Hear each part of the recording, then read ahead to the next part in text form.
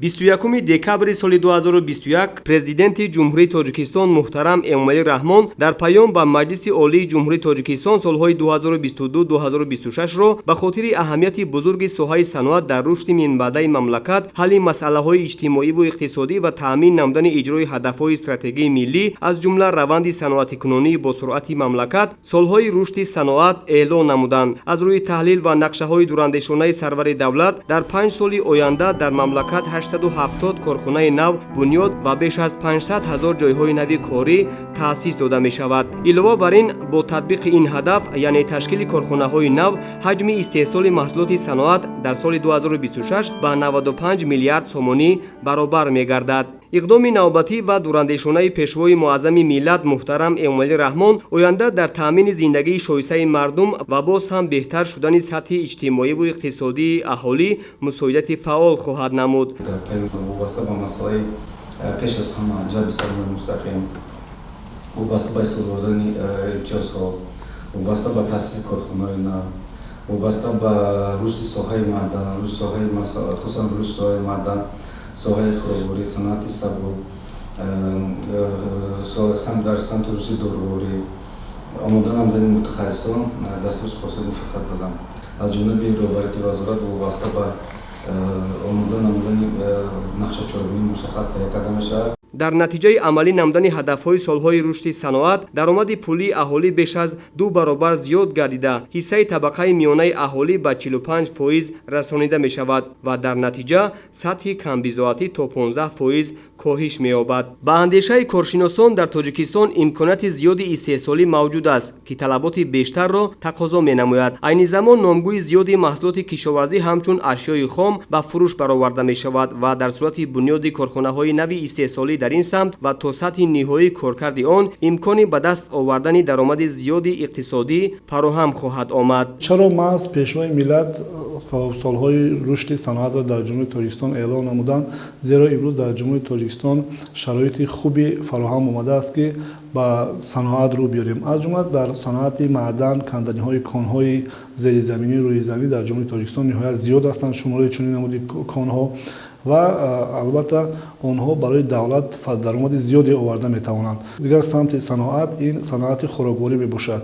вақте ки солона дар ҷумҳурии Тоҷикистон майдони кишту боғу тогзорҳо зиёд карда мешавад, албатта ин заминаи хубе хоҳад шуд барои ду ҳадаф. аз як тараф агар таъмини амнияти озуқаворӣ бошад, пас дар натиҷаи коркарди саноатӣ барои рушди саноат ва пайдоиши ҷойҳои нави корӣ заминаи хубе хоҳад буд.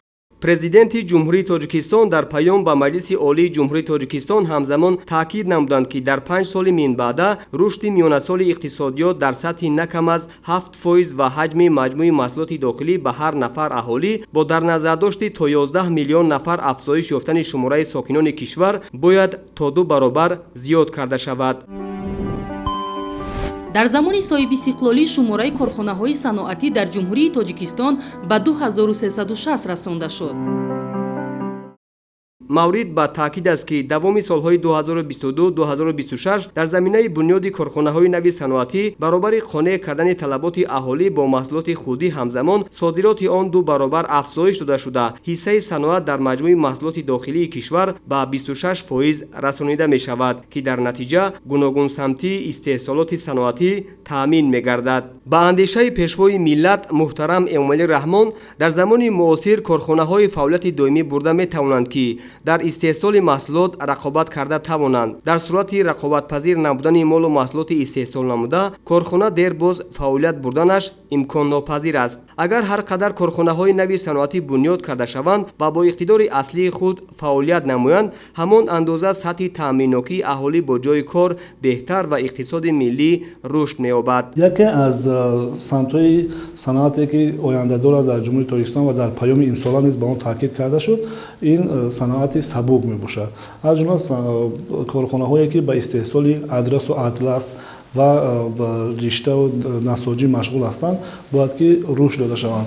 солҳои қабли ҷумҳурии Тоҷикистон дар байни собиқ давлатҳои иттиҳоди шӯравӣ бо истеҳсоли адрасу адраси худ номдор буд ва бо пешниҳоди президенти мамлакат чунин корхонаҳо дар оянда барои 10 сол аз андоз озод карда мешаванд, ки ин барои рушди чунин корхонаҳо албатта як шароити ниҳоят хуб фароҳам хоҳад овард. дар сурати расидан ба ин ҳадафи миллӣ тоҷикистон аз кишвари агросаноатӣ ба давлати саноатӣ аграрӣ табдил меёбад. дар натиҷаи анҷоми тадбирҳои бузурги созанда дар соҳаи саноат давоми 5 соли охир сатҳи некуаҳолии мардуми кишвар боз ҳам хубтару беҳтар ва аҳолӣ бо ҷойи кори доимӣ пурра таъмин мегарданд. зоҳиршоҳи тағоимрод, Маҳмадназари Шариф барои барномаи иттилоотию таҳлилии Тоҷикистон.